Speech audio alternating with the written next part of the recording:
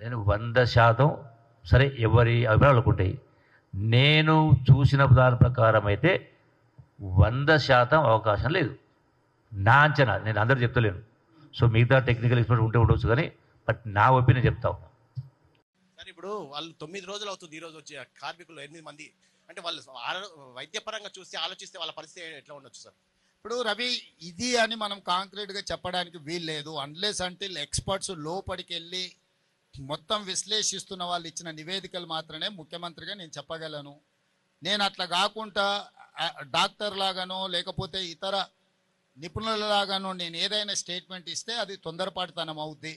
మీ అందరికి ఏం అవగాహన ఉందో మాకు కూడా సేమ్ అదే అవగాహన ఉంది. మీరందరూ ఏమనుకుంటున్నారో మేము కూడా అదే అనుకుంటున్నాం. కానీ ప్రభుత్వం ఏదైనా అధికారికంగా ప్రకటించాలన్నప్పుడు అధికారికంగా దాన్ని మనం కన్ఫర్మ్ చేసుకోవాలి. నేను 100% సరే ఎవరి అభిప్రాయాలు ఉంటాయి.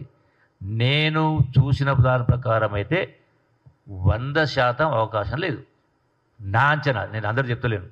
సో మిగతా టెక్నికల్ ఎక్స్పర్ట్ ఉంటే ఉండొచ్చు కానీ బట్ నా ఒపీనియన్ చెప్తా ఉన్నా.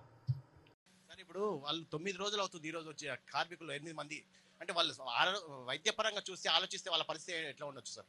ఇప్పుడు రవి, ఇది అని మనం కాంక్రీట్గా చెప్పడానికి వీలు లేదు. అన్లెస్ అంటిల్ ఎక్స్పర్ట్స్ లోపలికి వెళ్ళి మొత్తం విశ్లేషిస్తున్న వాళ్ళు ఇచ్చిన నివేదికలు మాత్రమే ముఖ్యమంత్రిగా నేను చెప్పగలను. నేను అట్లా కాకుండా డాక్టర్ లాగానో లేకపోతే ఇతర నిపుణులలాగానో నేను ఏదైనా స్టేట్మెంట్ ఇస్తే అది తొందరపాటుతనం అవుద్ది.